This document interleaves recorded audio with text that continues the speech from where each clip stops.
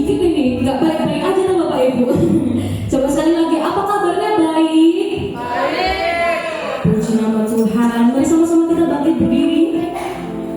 Kita akan doa Bapak Ibu. Doa yang telah diajarkan oleh Tuhan. Bapa kami yang di surga, dikuduskanlah namamu, datanglah kerajaanmu, jadilah kehendak-mu di bumi seperti di surga.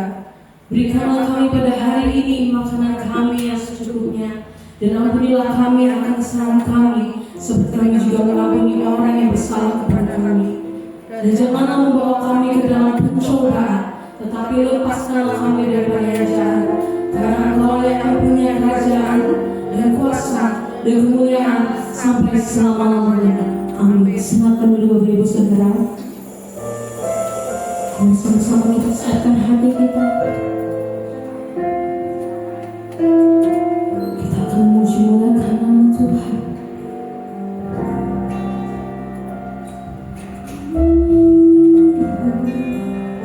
Berikan harapan kami Tuhan akan selalu pada tangan-Mu Yesus. Dan kami serahkan semuanya Tuhan ke dalam tangan-Mu. Karena kami percaya Tuhan kami tidak bisa berjalan sendiri Tuhan, tetapi dengan tangan-Mu di sisi kami Tuhan. Engkau akan ada di setiap perjalanan kami Yesus.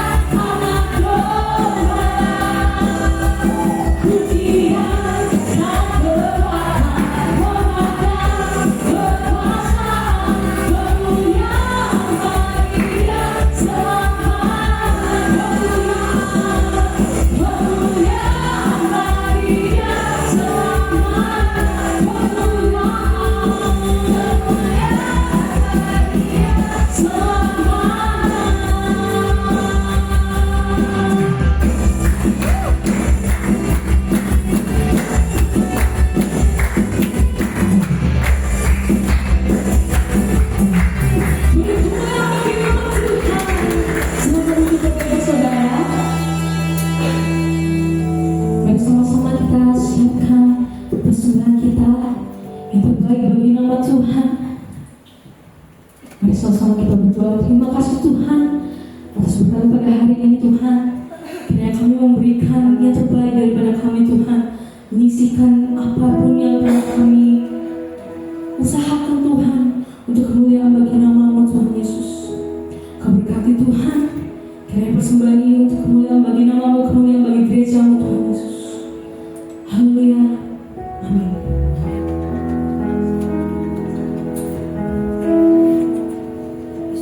Bisa dijalankan?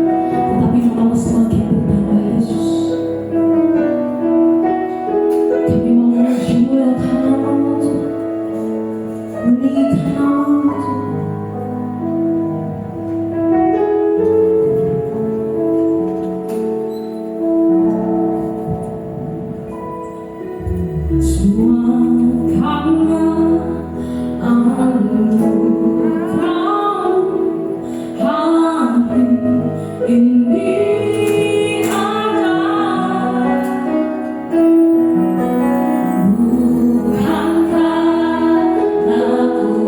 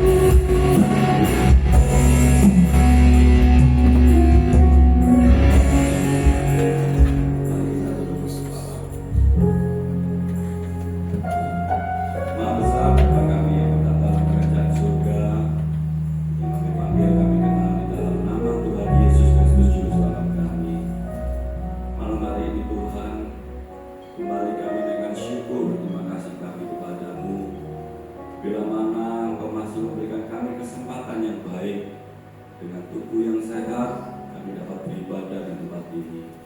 Bapa, kami mohon kehadiran-Mu di tengah-tengah kami. Biarkan kami pulang membawa berkat-berkat daripada-Mu Tuhan. Dan kami yang akan menyampaikan firman Tuhan sungguh terbatas, tapi kami memiliki Allah yang tidak terbatas. Amin. Allah yang mengerti setiap hati kami, apa yang menjadi kebutuhan hidup kami. Kami yakin dan percaya Tuhan, saat ini Tuhan menjamah kami satu persatu, dan kami percaya berkat yang terbaik pasti kami peroleh Tuhan. Amin. Terima kasih Tuhan, terima kasih, terpujilah nama-Mu. Di dalam nama Tuhan Yesus kami telah berdoa dan bersyukur. Haleluya. Amin. Silakan duduk saudara. Shalom. Bagaimana kabarnya hari ini? Luar biasa. Puji Tuhan. Sebelumnya saya minta maaf. Saya lagi tenggorokan kurang enak. Jadi suaranya agak kurang umpul. Ya, puji Tuhan. Mungkin sudah kenal semua ya, tak usah perkenalan ya. Ada yang belum kenal? Nama saya Pendeta Stefanus Sutikno. Saya Gembala GPT Masopi Surabaya. Anak 2, istri 1. Ya, tak boleh terbalik bahaya. Ya, seperti biasa saya selalu berkata kita sama-sama belajar ya. Tidak ada yang lebih pintar. Saya juga harus belajar ya. Karena firman Tuhan adalah pedang antara dua, baik saya yang membawakan, juga baik saudara yang mendengarkan. Ya, saudara, saya terinspirasi dengan beberapa waktu yang lalu ada teman saya tanya ke saya, beberapa orang, Pak Steve, mengapa hidup saya ini kok biasa-biasa saja ya? Padahal saya ini sudah rajin berdoa, sudah rajin melayani. Kok rasanya Tuhan jauh daripada saya? Kok rasanya hidup saya ini tidak diberkati oleh Tuhan? Ini pertanyaan teman saya, tapi tidak tahu saudara tadi juga punya hati bertanya seperti itu atau tidak, saudara. Terus saya kasih beberapa masukan, terus saya terinspirasi saudara untuk menyampaikan tempat ini. Saudara, firman Tuhan itu berfungsi untuk mengajar, ya, untuk menyatakan kesalahan, ya, untuk memperbaiki kelakuan dan membawa orang hidup dalam kebenaran. Amin. Jadi firman Tuhan ini harus berfungsi dalam hidup saudara. Jangan sampai saudara mendengarkan firman Tuhan, ya, masuk kanan keluar kiri, ya, berarti tidak berfungsi, saudara. Ya. Saudara, hari ini saya mau beri tema diampuni untuk mengampuni. Nah, ini kuncinya saudara ya. Mengapa hidup kita kok rasanya begini-begini saja kok kurang diberkati? Ya. Mengapa kok rasanya doa saya ini kok jauh? Kok rasanya Tuhan tidak mau menjawab? Ini salah satu yang harus kita perhatikan ya. Kita anak-anak Tuhan ya. Kita ini sudah diampuni oleh Tuhan dengan darah Yesus yang mahal. Ya. Tuhan Yesus mati di kayu salib untuk menebus dosa-dosa kita. Ya. Kita sudah dibenarkan oleh Tuhan. Tapi kalau kita mau jujur saudara, ya, seringkali kita masih berbuat dosa. Seringkali kita masih berbuat kesalahan dalam hidup ini. Ada di sini yang tidak pernah berbuat salah, anak-anak. Kalau tidak pernah berbuat salah, mungkin tidak perlu ibadah lagi, ya, karena sudah suci. Ya. Saudara,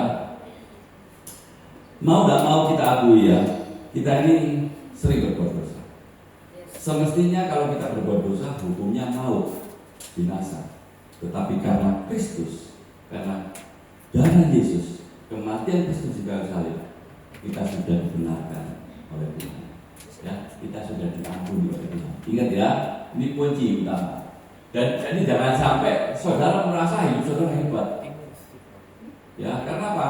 Kalau saudara tidak punya satu ketetapan di hati bahwa hidupku ini banyak dosa, sudah ditebus, diampuni oleh Tuhan. Ya, kita sudah dibenarkan oleh Tuhan.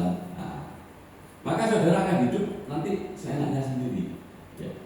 Saudara, apapun yang kita lakukan, perbuatan baik apapun yang kita kerjakan untuk membayar keselamatan itu tidak bisa, saudara. Ya, hanya darah Yesus yang sanggup membayar dosa-dosa kita. Ya, saudara, kalau kita mau jujur ya, kita seringkali kalau berbuat dosa, berbuat kesalahan, kita seringkali minta ampun daripada Tuhan. Betul nggak, saudara? Kita hari sore tadi berbuat dosa, malam kita berdoa, Tuhan ampuni, tadi saya berbuat ini. Betul nggak, saudara? Ya, seringkali kita tuh minta pengampunan sampai sedemikian rupa untuk Tuhan mengampuni kita.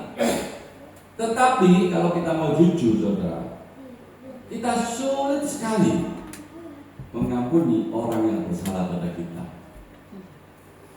Betul. Rasa-rasanya ya kalau orang lain yang berbuat salah ya, sulit sekali. Awas kamu ya. Saudara, ayo kita nyadari, kita ini hidup penuh dengan kesalahan, hidup banyak dosa. Tetapi karena Kristus yang membenarkan kita, Kristus yang mengampuni kita, menebus kita, maka kita diselamatkan. Di Efesus 4 ayat 32 dikatakan, tetapi hendaklah kamu ramah seorang terhadap yang lain, penuh kasih mesra dan saling mengampuni, sebagaimana Allah di dalam Kristus telah mengampuni kamu. Ya, Tuhan berkata bahwa kita harus ramah satu dengan yang lain, bukan tidak mau memaafkan, tidak membenci. Ya, Tuhan perintahkan supaya kita ramah satu dengan yang lain, penuh kasih mesra. Ya, bahkan dikatakan Allah di dalam Kristus telah mengampuni kita. Diingatkan kembali bahwa kita ini sudah diampuni oleh Tuhan. Saudara, kalau kita mau jujur ya, musuh yang terberat dalam hidup ini bukan orang lain, saudara. Bukan keadaan, bukan keuangan, bukan situasi. Musuh yang terbesar, terberat dalam hidup ini adalah diri kita sendiri. Itu ya. Kita kadang-kadang merasa sudah hebat, sudah baik, sudah tinggi. Tetapi sesungguhnya kita itu belum menaklukkan diri kita kepada Kristus. Nah, kalau kita benar-benar mengerti bahwa musuh yang terberat dalam hidup kita, maka kita seperti pujian tadi, biarkan kami semakin berkurang, Kristus semakin besar. Ya. Tuhan ingin kita hidup dipenuhi berkat ilahi, ya, kebahagiaan, sukacita, damai sejahtera. Ya. Tetapi banyak anak-anak Tuhan yang saat ini tidak mengalami demikian. Betul nggak? Belum banyak loh, saudara. Ya, mencucu aja. Iya, pastinya hidup ini kayak tidak diberkati oleh Tuhan. Saudara perlu tahu, ya. Ada 3 hal yang saudara harus ngerti supaya saudara ngerti arti hidup yang sesungguhnya. Pertama, saudara harus mengerti sulitnya orang di dalam penjara. Tidak ada kebebasan, tidak ada sesuatu apapun yang bisa dia kerjakan. Ya, itu sesuatu yang sulit tuh, saudara. Ya, kita kelihatannya enjoy dari sini, pulang rumah bisa mampir enak. Tapi kalau saudara sudah di dalam jeruji besi, beda. Contoh sederhana aja, saudara jangan keluar rumah 1 minggu. Ya, saudara akan support. Ya. Yang kedua, saudara pergi ke ICU. Ya, saudara akan matang secara rohani. Iya, percuma khotbah 10 kali, 1000 kali percuma, datang ke ICU. Saudara melihat betul perjuangan orang sudah di ujung maut. Saudara akan otomatis dewasa secara rohani. Ya. Yang ketiga, orang harus sering ke tempat kematian. Karena kita akan disadarkan oleh Tuhan bahwa hidup kita ini sementara. Suatu kali kita akan kembali seperti almarhum saat itu. Dengan 3 hal ini saudara akan berkata, aku mensyukuri dengan apa yang kita ada sampai hari ini. Kita hari ini sehat, itu sudah kaya, saudara. Hari ini kita bisa baik-baik saja, ini anugerah yang besar. Amin. Jujur, saudara. Kalau mau saksi banyak, umur 43 tahun tiba-tiba tidak ada apa-apa, selamatkan dari restoran stroke. Ya, begini kita bisa tidak kekurangan suatu apapun. Tidak pasang oksigen, tidak sonde, ya, tidak CPC. Saudara kan tidak ngerti kan CPC itu? Tidak ngerti, tidak tahu di ICU. Iya. Kalau saudara betul-betul mengerti bahwa saudara ini sudah sehat itu anugerah, saudara tidak akan terlalu pusing dengan hidup ini, saudara. Saudara Tuhan, biasanya orang yang menyakiti atau melukai hati kita ini adalah orang-orang yang terdekat. Betul nggak, saudara? Entah itu pasangan kita, entah orang tua kita, anak kita, saudara kita, itu biasanya tidak disakiti. Semakin sehat. Betul nggak? Ya. Padahal ya keluarga ini ada kesamaan darah. Ya. Saudara tahu sidang yang paling banyak terjadi itu sidang apa? Apa? Ya betul. Saya punya teman hakim. Ya saya tanya, Pak, Bapak paling banyak menghadapi kasus apa? Perceraian. Padahal kalau dipikir-pikir, saudara, orang sudah menikah pasti dia saling jatuh cinta, ya, memutuskan untuk hidup bersama. Dia pasti pernah saling mencintai dan berkata, aku tidak bisa hidup tanpa kamu. Ya, dulu. Ya. Tapi kalau sudah nikah, ya belum tentu. Ya. Jadi kasus yang terbesar adalah kasus perceraian, saudara. Perang apa yang lebih besar dalam hidup ini, saudara? Perang apa? Nah, bukan Bapak. Perang saudara. Ya. Kalau dengan orang lain tengkar selesai. Tapi kalau saudara dibawa seumur hidup, kakak adik, ya, pokok saudara. Ya, perang terbesar itu saudara. Tidak mari-mari perangnya. Saudara, kalau saudara mau hidup damai sejahtera diberkati oleh Tuhan, doa-doa saudara dijawab oleh Tuhan. Saudara harus bisa mengampuni orang yang bersalah pada kita. Setuju? Amin. Mau? Amin. Dan bereaksi. Kalau saudara ingin diberkati oleh Tuhan, doa saudara dijawab oleh Tuhan, pastikan hati saudara sudah bersih, sudah mengampuni orang yang bersalah pada kita. Ya, ini kunci, saudara. Karena seringkali orang itu mintanya yang Tuhan, aku minta diberkati, aku minta ini. Ternyata hatinya masih kotor. Tuhan berkata, jangan dulu ya. Kalau kamu tak turuti, tak berkati, bahaya. Kamu bisa balas dendam.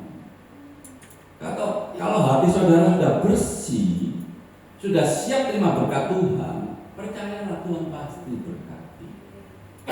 Saya seringkali bilang ke jemaat saya, ya, berkat Tuhan itu gampang mengikuti orang percaya. Sungguh, saudara. Kalau saudara masih kesulitan cari berkat Tuhan, itu ada sesuatu yang tidak beres dalam hidup saudara. Berkat Tuhan itu akan mengikuti saudara. Ukuran berkat Tuhan itu hanya terletak di hati kita. Kalau hati kita benar-benar bersih di hadapan Tuhan dan sesama, percayalah Tuhan pasti berkati kita. Saudara, ayo kita belajar, ya. Mestinya ada 4 poin, tapi saya 2 poin aja karena biasanya sebuah sesi untuk masalah pengampunan ini. Ya, ini 2 poin aja. Pertama, mengapa mengampuni itu harus kita lakukan? Ya, pertama, karena mengampuni membuat dosa kita diampuni oleh Tuhan. Wow, berarti kalau kita tidak ampuni, kita tidak diampuni oleh Tuhan. Nah, ini ayat firman Tuhan yang harus kita baca, ya.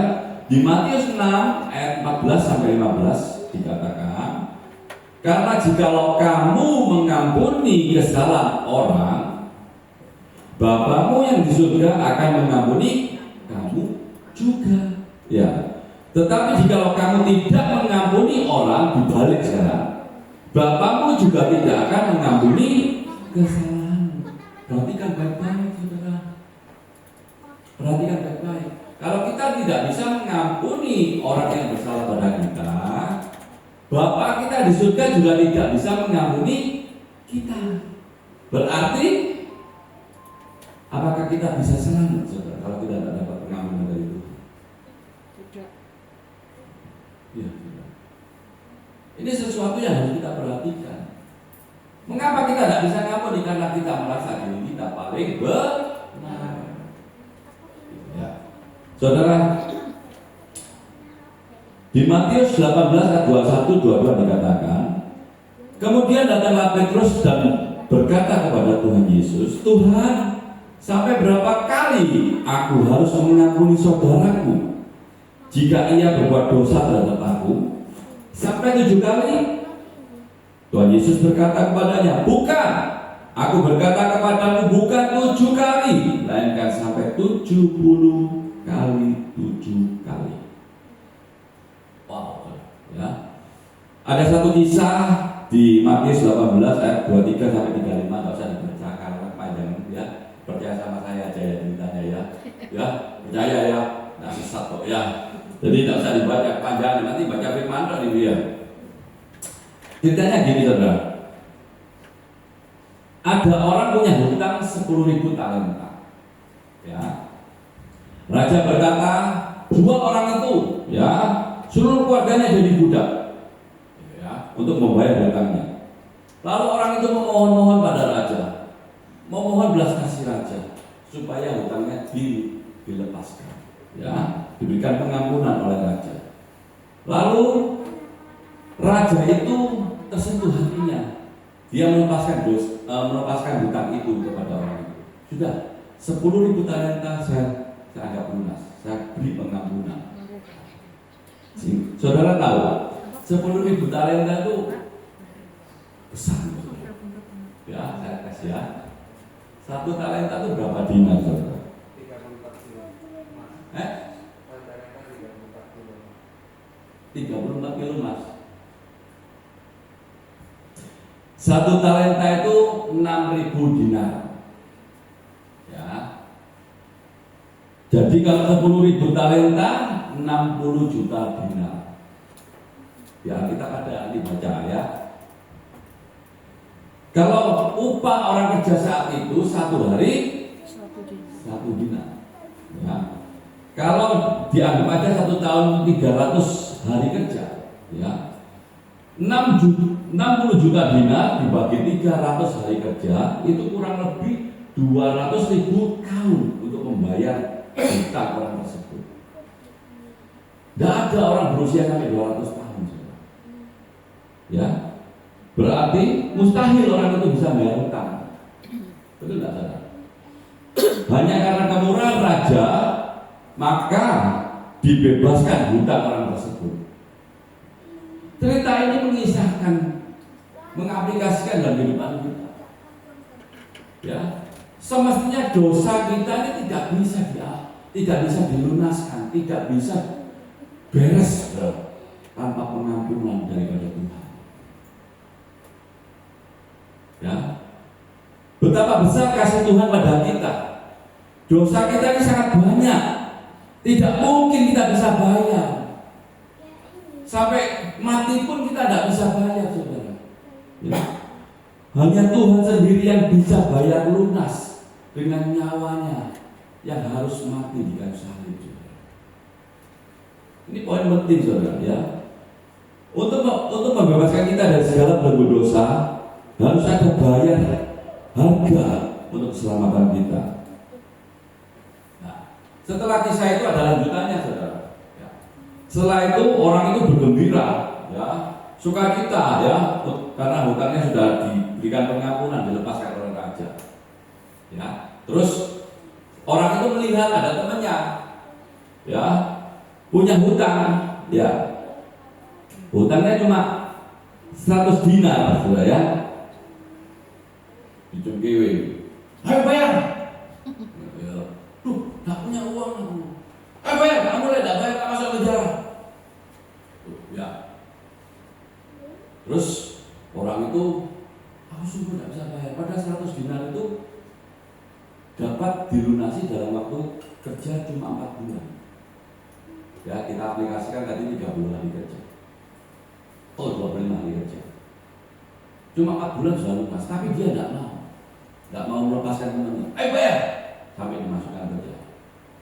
Lah, raja itu terdengar, loh orang ini punya hutang 10.000 talenta aja sudah.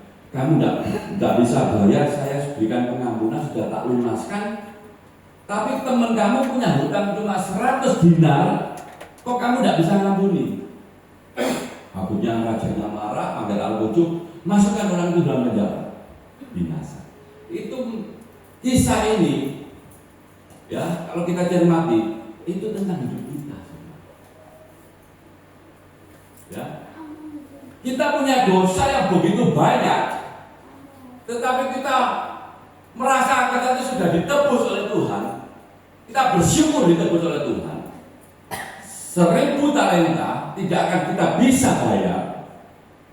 Tetapi dengan 100 dinar orang yang punya hutang pada kita, mungkin orang lain punya kesalahan sedikit pada kita, tapi kita tidak bisa mengampuni. Paham? Kadang-kadang kita terlalu heboh, terlalu dibesar-besarkan. Salaman tidak noleh aja, wah. Bu Gembala sekarang tidak perhatian sama saya. Loh, coba.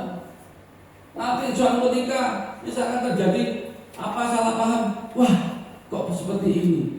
Enggak, saya nggak mau ke PD lagi. Apa itu? Omongannya seperti itu. Dia merasa dirinya sudah hebat, sudah suci. Tapi tidak ada di sini. Di tempat lain, ya. Tempat lain, PD, Philadelphia, semua baik-baik semua. Amin. Ya, saudara, kita harus mengerti bahwa kalau kita tidak mengampuni kesalahan orang lain, berarti kita tidak sadar bahwa betapa banyaknya dosa kita yang sudah diampuni oleh Tuhan. Iya, kadang-kadang kita tidak sadar, ya.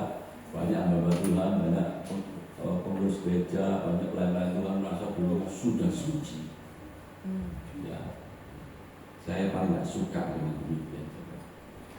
Ya, di mata Tuhan kita itu semua domba.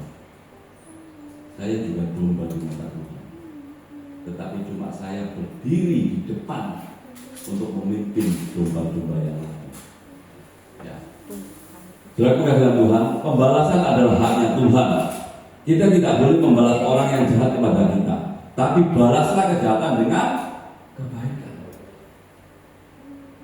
Ayo semangat saudara. Kok rasanya wajah lesu semua gini sih? Semangat. Ya. Ya dosa. Ya. Ayo semangat. Kita ibadah itu tidak boleh semangat. Oh, tidak boleh loyo. Boleh semangat. Kalau saudara dengan hati separuh, tidak total, tidak membawa kebaikan, tidak akan membawa perubahan bagi saudara. Ya. Sebenarnya yang paling beruntung kalau orang mengampuni itu bukan orang lain, melainkan diri kita. Kita bebas, kita lepas dari belenggu, kita merasakan damai sejahtera, merasakan sukacita. Betul tidak? Betul. Orang kalau bisa melepaskan pengampunan, yang untung itu kita. Yes. Kalau kita tidak bisa melepaskan pengampunan, kita akan terbelenggu, saudara. Ya, kita makan ketok wajah. Kita mandi, loh, ketok wajah. Pegel, saudara. Betul nggak? Betul masalah itu. Betul. Akhirnya orang yang tidak bisa melepaskan pengampunan, akhirnya sering sakit-sakitan. Loh iya, coba, ayo perhatikan ya. Orang yang hatinya kotor, pegel, khawatir, ngamuk-ngamuk terus, tak berikan pengampunan, banyak sampahnya di hati, sering sakit. Titik-titik migrain, sering perut sakit. Ya, lo iya perhatikan, sering sakit. Tapi orang yang hatinya bersih, ya, dia akan terus bersukacita. Amin. Ya, dengan sukacita itu hati kita, tubuh kita akan sehat. Amin. Kemana-mana enak, tidak ada musuh. Kemana-mana enak toh. Kalau punya musuh, misalkan saya tidak suka sama si A, datang pura-pura gini. Iya kan? Terus akhirnya hidupnya tidak damai sejahtera. Ya karena apa? Kotor. Tidak usah mikir benar salahnya, lepaskan pengakuan. Amin. Ya, kalau saudara ingin berkat oleh Tuhan, ya. Saudara kasih Tuhan. Ada satu cerita ya, saudara ya.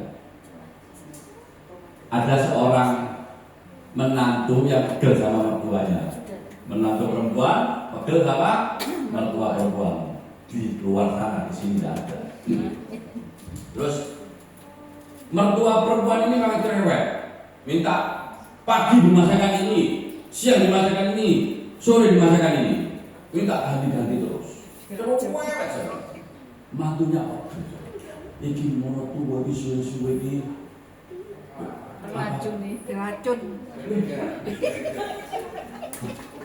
Pengalaman saudara. Ya. Jadi menantunya pegel. Terus dia ke tabib, dia bilang, "Tabib, saya mau beli racun." Ya kan? Loh, buat apa racun? Buat mertua saya. Cerewetnya setengah mati. Terus tabibnya bilang gini, "Oh jangan, saya tidak akan kasih racun. Kalau saya kasih racun, terus mati kamu bisa masuk penjara. Saya kasih ini aja ya, serbu ini ya, obat ini ya. Nanti setiap masak, ya kasihkan ini satu. Setiap masak kasih satu. Tapi catatan, tabibnya bilang, kamu layani dengan baik. Biar tidak ketara, misalkan mati kamu tidak masuk penjara. Karena obat ini lama, nanti 3-4 bulan baru meninggal. Kamu harus lama. Oh iya tapi pulang masak sop buntut juga ya. Masak sop buntut. Mama, aku masak sop buntut. Bocor mah, ini mah. Ayo ambilkan. Terus mertuanya begini. Kok baik ya tunggu sekarang dia. Siang lagi gitu ya, masak lain gitu lagi. Tapi mantunya punya pemikiran. Hari ini kon duduk ya, gitu. Singkat cerita berjalan terus ya. Sampai sekian lama, sampai sekitar kan katanya obat itu sampai 4 bulan, sampai 3 bulan itu akhirnya pertuanya sadar. Mantuku ini luar biasa baiknya. Saya cerewet gak sepuluh ya, tapi dia baik tetap melayani saya. Ya. Waktu teman-temannya datang di rumahnya, ya, dia menceritakan hal itu dan itu terdengar oleh menantunya. Menantunya dengar bahwa mertuanya itu ngerasani baik. Tidak ada mantu yang lebih baik daripada mantunya saya. Karena dia itu tak cerewetin terus, tetapi terus melayani saya, kasih makanan tiap hari enak-enak. Lalu menantunya menyesal. Loh, berarti mertua ini apik sama saya ya. Gitu menyesal dia. Gitu. Akhirnya dia langsung lari ke tabib lagi. Tabib, saya mau beli obat penawarnya. Penawar apa?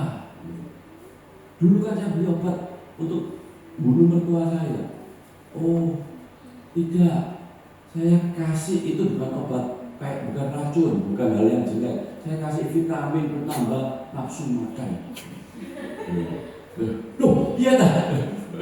Wah, puji Tuhan karena saya sekarang menyadari bahwa mertua saya ini sekarang saya menyadari bahwa baik. Nah, kesimpulan dari cerita ini, saudara. Kalau saudara ingin orang berbuat baik pada saudara, saudara harus mengawali diri saudara sendiri. Amin. Jangan menuntut orang lain berubah. Seringkali saya dengar, oh bapakku gini, anakku gini, dulurku gini, saudaraku gini, gak gara-gara ini lah aku urip soro.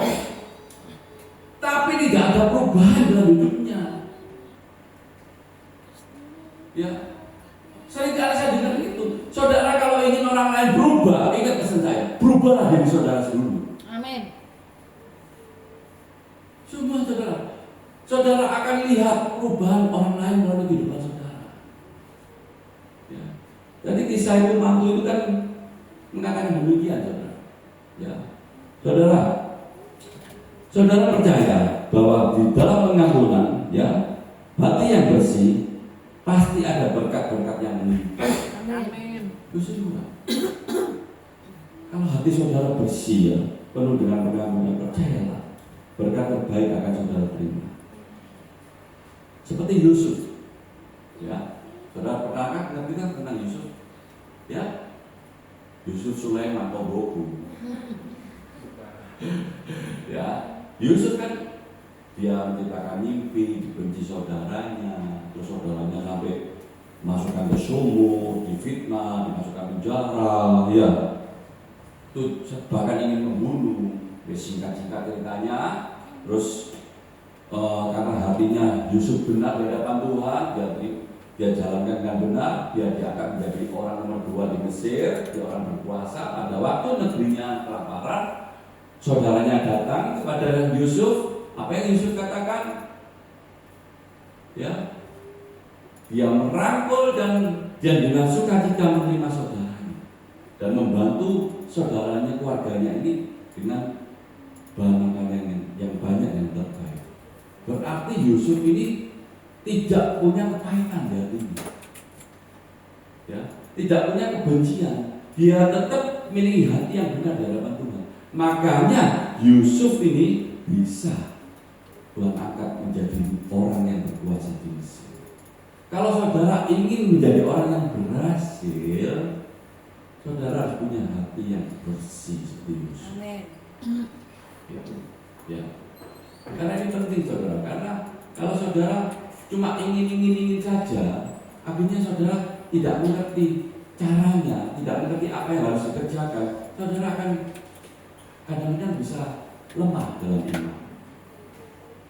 Saudara percaya Tuhan, ayo kita belajar ya hari ini. Yang kedua, mengampuni membuat persembahan kita berkenan. Ya. Di Matius 5 ayat 23 24 dikatakan, sebab itu jika engkau membawa persembahanmu di atas mezbah dan di situ teringat bahwa saudaramu ada sesuatu terhadap engkau, tinggalkanlah persembahanmu di situ di depan mezbah itu dan pergilah dahulu dan sambungkanlah damai dengan saudaramu itu, lalu datanglah membawa persembahanmu. Wow. Tuhan suruh kita pergi dahulu, sambungkan damai dengan saudaramu.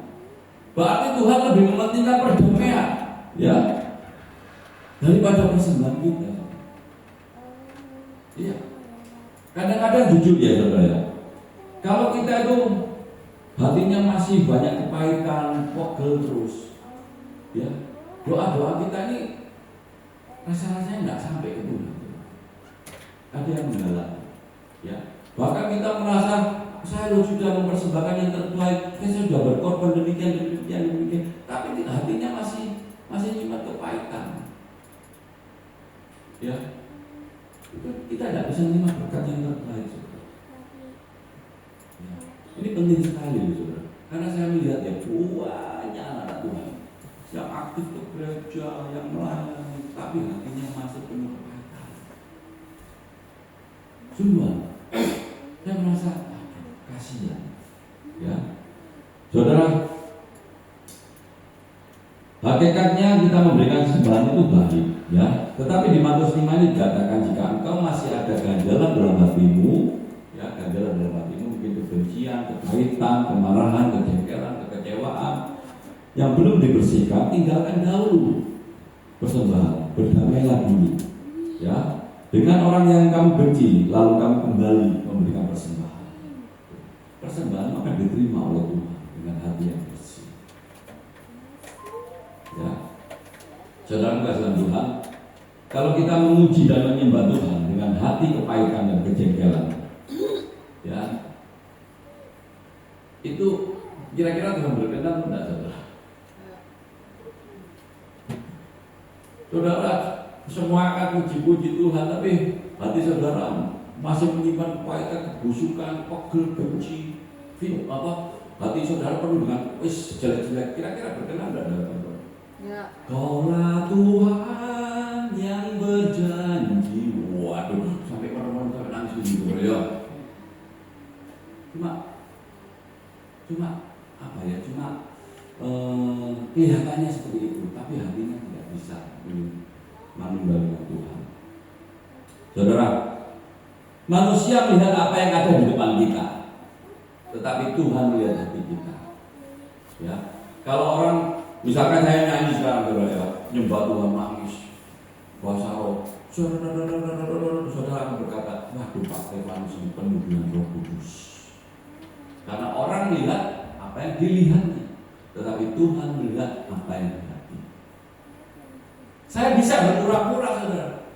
Lu bisa berpura-pura saya rohani, ya, bahasa roh, nangis, saudara, bisa. Tapi tidak bisa membohongi Tuhan. Tuhan tahu persis hati kita. Ya, kalau kita punya hati yang kotor, hubungan kita dengan Tuhan pasti juga terganggu. Ya, kalau hidup kita penuh dengan dosa, kita tidak akan bisa connect dengan Tuhan. Padahal Tuhan semestinya selalu ingin mengabulkan doa kita. Semestinya Dia ingin selalu mengabulkan doa kita. Tetapi karena hati kita belum siap untuk menerima berkat Tuhan, makanya Tuhan tidak dahulu mengabulkan doa-doa kita. Contoh, kalau saudara diberkati uang 5 miliar, mungkin tidak terpede. Lo jujur, bisa-bisa tidak terpede, bugem, ya, pun, kok lama tidak kelihatan, sibuk,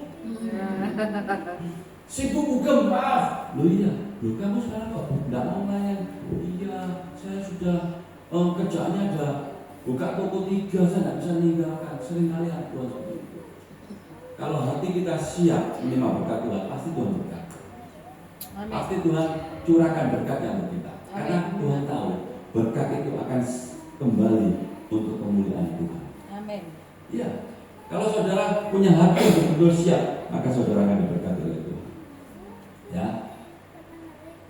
Tuhan itu sangat mengasihi kita. Tuhan itu selalu punya rencana dan rancangan yang baik buat kita. Tapi kalau kita punya hati yang kotor, ya, maka rencana Tuhan itu tidak akan terlaksana dalam hidup kita. Ya. Kalau kita mau diberkati, kita harus meninggalkan dosa-dosa kita. Amin. Maka Amin.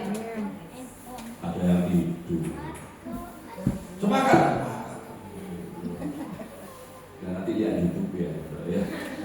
Jangan sama aja ya. Saya itu jujur saudara ya. Kalau saya melayani di gereja saya, kalau ada yang tidak semangat itu saya marah. Karena saudara harus tahu saudara ini hidup siapa. Saudara ini hadir untuk siapa. Gitu. Jadi jangan sampai saudara hadir cuma rutinitas. Pastikan hidup saudara tidak berubah. Amin. Pastikan hidup saudara ada progres terus maju. Kalau saudara cuma datang, enak deh. Itu kan mau lewat Sidoarjo, Sun City, iya Sun City, iya. Enak di Sun City, duduk-duduk sana ambil mobil. Iya loh. Kalau saudara sudah memutuskan untuk datang ke PD, pastikan nanti saudara buka untuk firman Tuhan, buka untuk lawatan Tuhan. Ya. Ada cerita terakhir ini ya. Ini ada keluarga kaya, ayahnya baru meninggal, ya rumahnya besar, ya rumahnya besar. Terus waktu ayahnya meninggal, koko adik ini akhirnya memutuskan untuk rumah itu bisa jadi dua, karena mereka itu tidak akur, weger terus. Ya, kokonya bilang gini kepada tukang, ayo bangun, sapam di depan, ya, jaga 24 jam, jangan sampai adik saya masuk ke rumah saya, ya. Terus kasih 3 anjing header. Adiknya tidak mau kalah, adiknya bilang gini, panggil pak tukang, ini buat selokan yang dalam supaya tidak bisa dilangkai. Kakak saya tidak bisa ke rumah saya tidak bisa ke rumah kakak. Jadi dibuatkan kayak tarik selokan yang agak besar. Singkat cerita, waktu berjalan mereka sering tengkar, ya. Kakaknya ini pergi ke luar negeri, ya pergi ke luar negeri. Dia panggil tukang lagi, tapi tukangnya ini mungkin anak Tuhan ya. bilang, saya pergi nanti 3 minggu lagi saya datang, saya minta ada tembok 6 meter memisahkan antara rumah saya dengan rumah adik saya, karena dia sudah saling membenci. Ya. Oke Pak, oke, saya tinggal pergi, saya mau pulang selesai. Oke, terus pulang, ternyata tidak dibangun tembok, dibangun jembatan di parit sama tukangnya.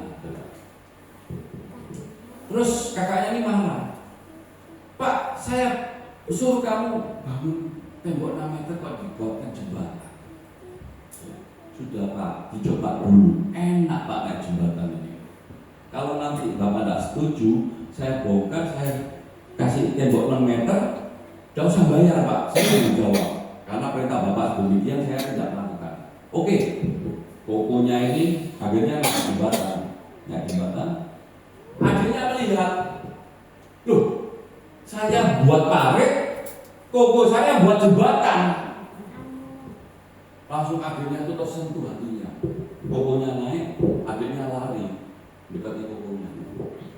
Koko, aku minta maaf ya, saya sudah jelek terhadap kamu, saya sudah kepahitan kepada koko. Kokonya bingung saudara. Karena apa? Dia kan disuruh tukangnya. Ya, bingung.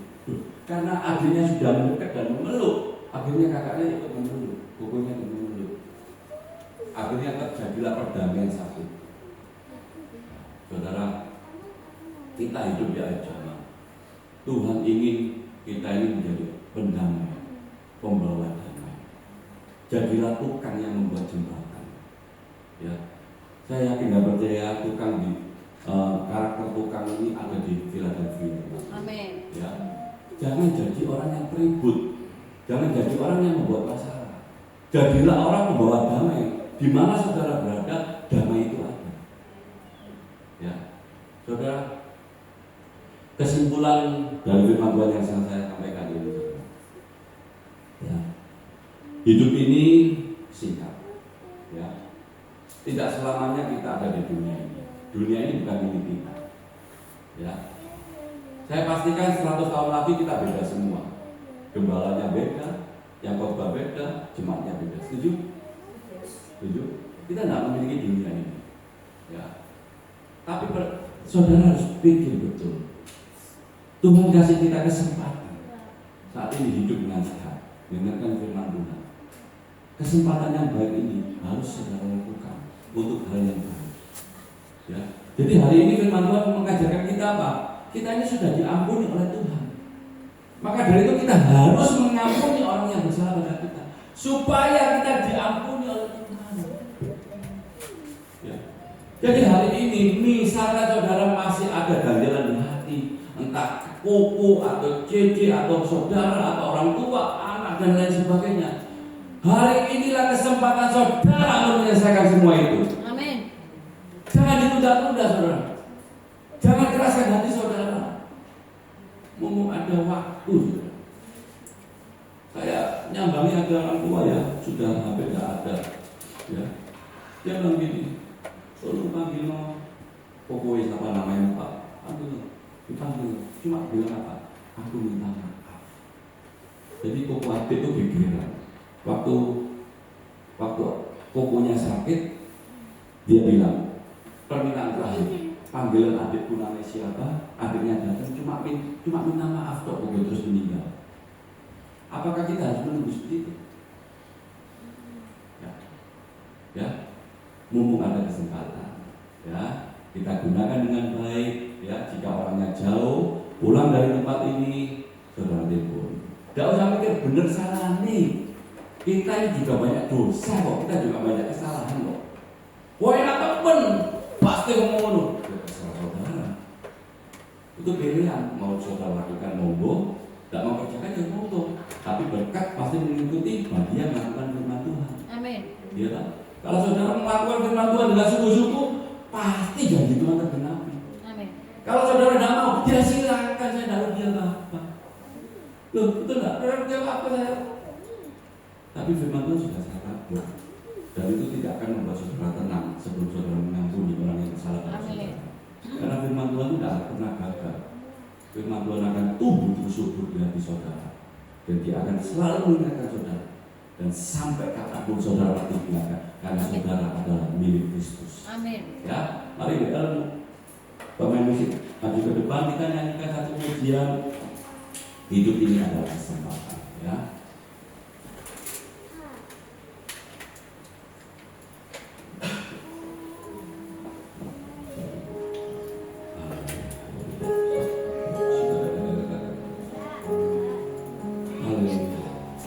Tuhan, ini kami, walaupun kami banyak keterbatasan dalam hidup ini, tapi tetap Engkau mengasihi kami. Bapa, firman Tuhan sudah kami dengar. Biarkan firman Tuhan ini dapat masuk dalam hati kami yang paling dalam, biar kami dapat kerjakan dalam kehidupan ini. Mampukan kami Tuhan, untuk kami dapat mengampuni orang yang bersalah pada kami. Terima kasih Tuhan.